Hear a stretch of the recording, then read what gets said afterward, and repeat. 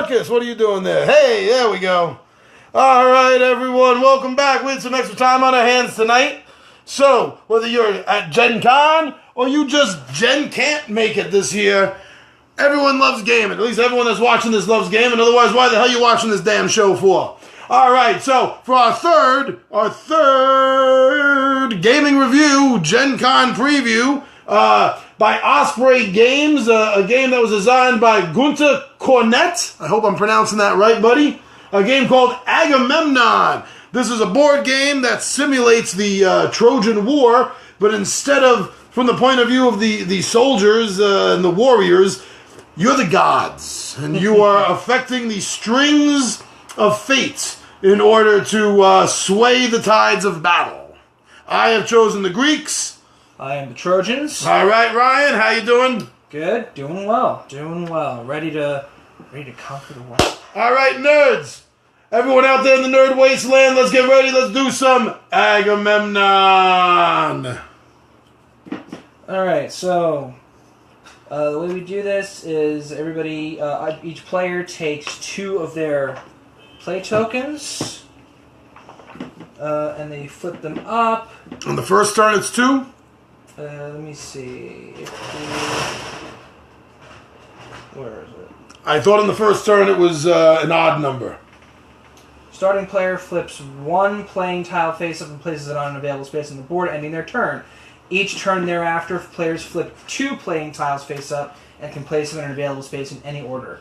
On the final turn of the game, a single playing tile is played in one of the 3 available spaces. Now, setting this game up, we put the board out. This is the basic game. The flip side, which obviously we're not going to flip over right now and show you. The flip side has an alternate version of the game. We're just going to play the basic game, the regular Agamemnon game here. So all these little tile chips here that came with the game. So for setup, what we have to do is we put them on the matching symbols right here. Right here. These spaces become like nodes. And this is where we're going to play our randomly chosen chips. Now, we don't know what's on the other side of these chips. We've randomized it, mixed them all up. So we're going to randomly draw one. For first player, I'm going to draw one. Let's say this one right here. I'm going to randomly draw it and flip it. And it's warriors, too strong.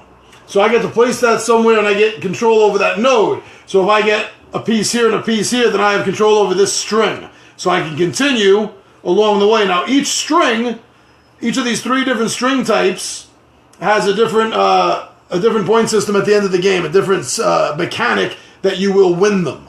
Like I know the arrow ones, you have to have the highest rank strength. So it's the highest combined strength. Strength is noted by your warriors, and also the leader tokens, which I'm sure will come up later on. Also will have some sort of value tied to them. Usually they're warriors. So you want to put your warriors connected to as many of these strengths as possible because they amplify your strength count. The object of the game is to control 2 of the 3 strings or 3 of the 3 strings if you were so lucky enough to do that. So the arrows are represent strength strings. The leadership strings are represented by that's a key. The key icon, and so that's when your leaders will come in handy. You put your leaders between those icons, and you get control of that, and you end up amplifying the leader string. You can take control of leader strings without using leaders. You just don't get as much of a bonus. So playing my 2 warrior on that node right there. Right, and so these final 2 things, the dots, are called force strings. And they're one... it has nothing to do with Star Wars. Nothing to do with Star Wars. But it's called the Force. But yes, the Force strings are won by the player with the most connected playing tiles. So whoever has the most control over... whoever controls the most of these small little bits will then take control of the Force string. And bring balance to it. Alright, so now you draw 1, and then for the I draw 1. Subsequent turns after that, we're each going to randomly draw 2. Draw and reveal. I revealed one of my leaders. And on the card, it'll tell you who that is. Card, it is leader C. C, I believe, is Hector. Hector from the Trojans. So I will then place Hector. Where are the gods going to place him in this battle? The gods will place Hector right there. I don't like him being that close to me. Hector is closing. Okay, so 2. I'm going to draw this one. And I'm going to draw this one. Okay, so one warrior I get to place. I get to place one warrior. And E. Menelaus. Menelaus.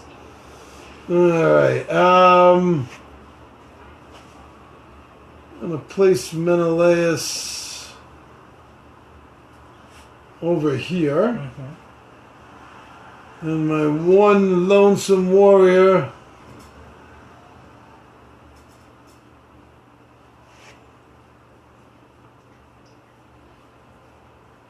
I will place there. Okay.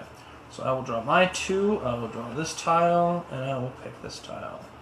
And it is another leader and a 3 warrior. Oh, and that leader himself, if you notice, is worth 3. Yes. That is Memnon. So I will place Memnon up over here. And I will place my warrior drone over here.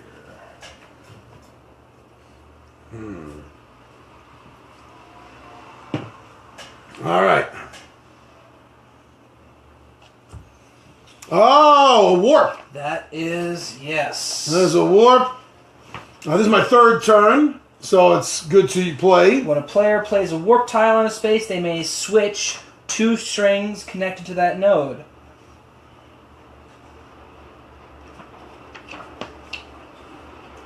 So wherever you play that, you can swap 2 of the strings that are only touching that node. You can't change it from any place on the board. So if he was to play it here, he can flip these 2 strings, and that would be pointless, but I'm just using this as an example.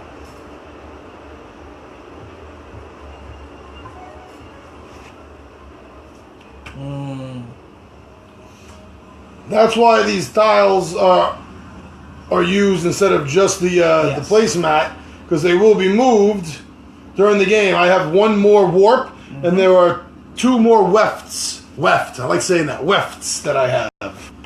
And my 1 warrior will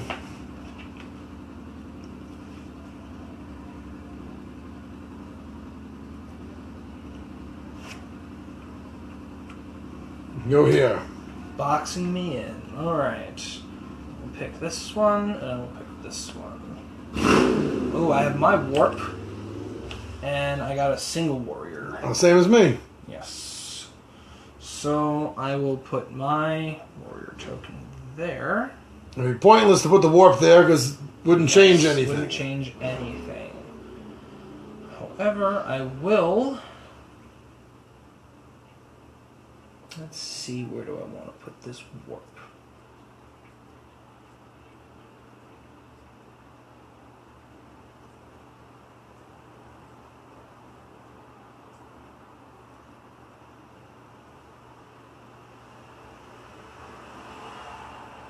I'm going to place that here. I'm going to swap this tile and this tile.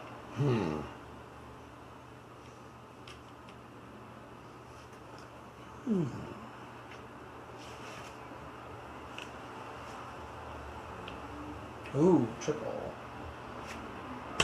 And the other warp.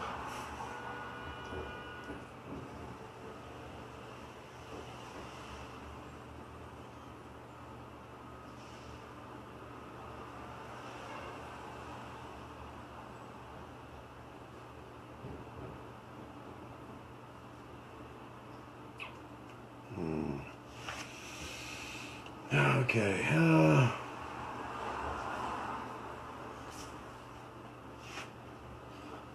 Warp here. Mm-hmm.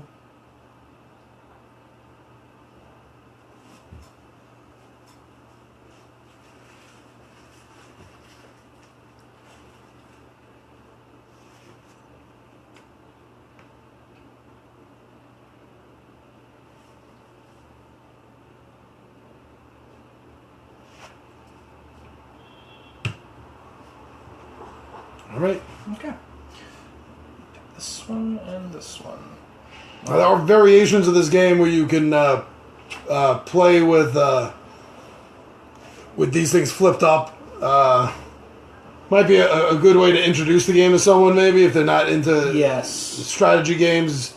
games kind of like this. This has qualities I think are kind of chess-like.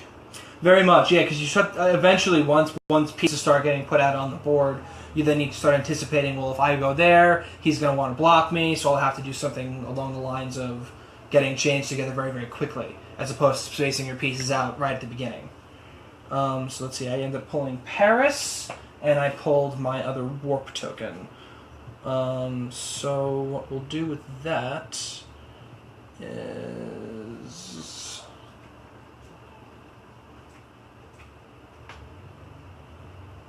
we'll place Paris. Yes, we'll place Paris here. Then, actually, I may not want to do that, but we'll do it anyway. So flip these two. I'm sorry. I'm thinking a step ahead. I'm placing my warp here. To swap this one with this one. Okay. Okay.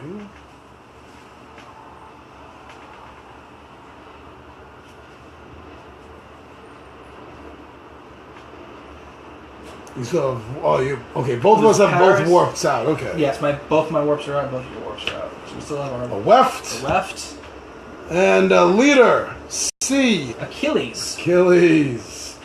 Achilles, you're killing me. And just for the sake of reading it out, the weft. That acts like a wall. Yes. It splits all connected strings at that point, including ones you control. So it does not act so much as your control icon, it acts more as just a block. So right there.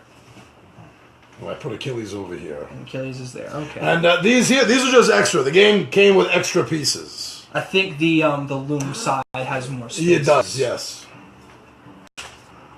So let's see, we'll go with that one, and we'll go with that one. So single and leader. Oh, Queen of the Amazons. I'm not even going to try to pronounce that. Her name means beauty. I honestly don't know. I have no evidence to back that up. Good enough. I wonder if it says in the description. I'll look later. Anyway, so what we'll do is we'll do this. We'll put my warrior there. And we'll put my leader over here.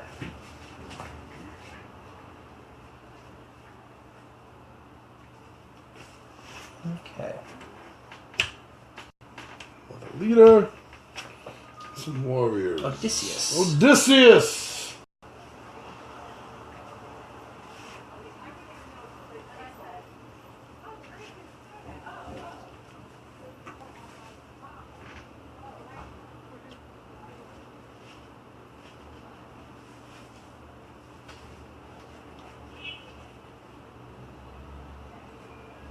Start running out of spaces, and the decisions become tougher. Yes.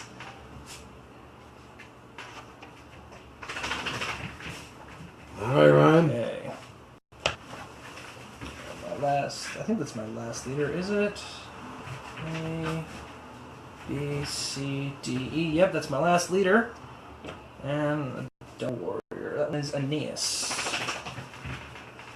Let's see, where we want to go with you.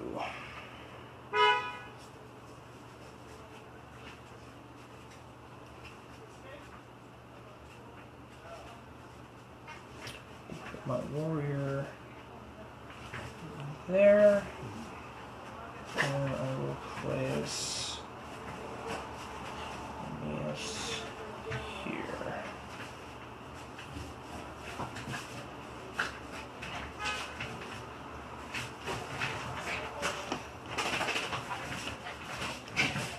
There's Agamemnon. And my final weft. Oh yes, my wefts are not out yet.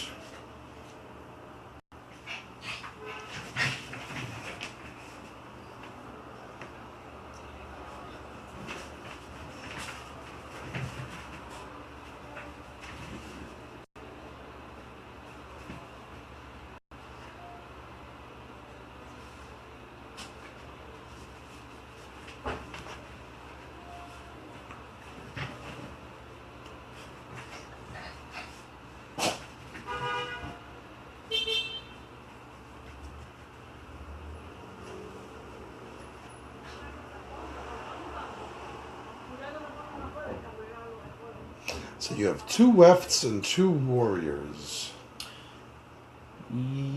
All your leaders are out. My leaders are out. My warps are out. So I have 2 warriors and 2 wefts. I believe there's one sphere and 1 double.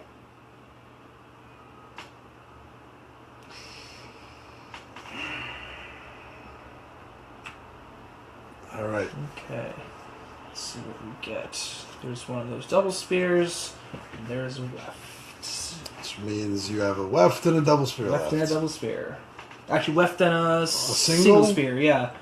So I will put this double spear there, and I will place the weft here.